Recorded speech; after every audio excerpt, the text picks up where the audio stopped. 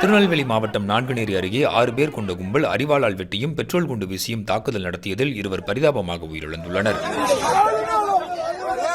சாதி மோதலால் இந்த தாக்குதல் நடந்திருப்பதாக பாதிக்கப்பட்ட பகுதி மக்கள் குற்றம் சாட்டியிருப்பதால் பெரும் சர்ச்சை வெடித்துள்ளது. திருநெல்வேலி மாவட்டம் நான்குநேரி அருகே களக்காடு செல்லும் வழியில் உள்ள பெரும்பத்து கிராமத்தில் ஒரு டீக்கடையில் அமர்ந்திருந்த நபர்கள் மீது இருசக்கர வாகனத்தில் வந்த 6 பேர் கண்மூடித்தனமாக தாக்குதல் நடத்தியுள்ளனர். திங்கள் இரவு நடந்த இந்த தாக்குதலில் 2 சம்பவ இடத்திலேயே உயிரிழந்தனர். இதில் ஒருவர் பெரும்பத்து இந்திரா காலனியைச் சேர்ந்த ஜான் என்பதும் மற்றொருவர் செங்கல் சூளை பணி செய்து வந்த வடமாநில தொழிலாளி என்பதும் தெரியவந்தது. தாக்குதலின் போது குற்றவாளிகள் முகமூடி அணிந்திருந்ததால் அடையாளம் காண்பதில் சிரமம் இருந்ததாக மக்கள் கூறுகின்றனர். இந்த தாக்குதலில் படுகாயமடைந்த மேலும் சிலர் அரசு மருத்துவமனையில் சிகிச்சைக்காக சேர்க்கப்பட்டுள்ளனர். இந்த தாக்குதலில் ஈடுபட்டவர்கள் ஆதிக்க சாதியை சேர்ந்தவர்கள் என்பதால் அவர்கள் மீது கடும் நடவடிக்கை எடுக்க வேண்டும் என மக்கள் கோரிக்கை வைத்துள்ளனர். ஆனால் இது சாதிய காரணத்தால் நடத்தப்பட்ட தாக்குதல் அல்ல என்று காவல்துறை தரப்பு விளக்கம் அளித்துள்ளது. இந்த கொலை தாக்குதல் நடத்தியவர்களை உடனடியாக கைது செய்ய கோரி ஊர் மக்கள் தர்ணாவில் ஈடுபட்டுள்ளனர். அசம்பாவிதங்களை தடுக்க அங்கு ஏராளமான போலீசார் குவிக்கப்பட்டுள்ளனர்.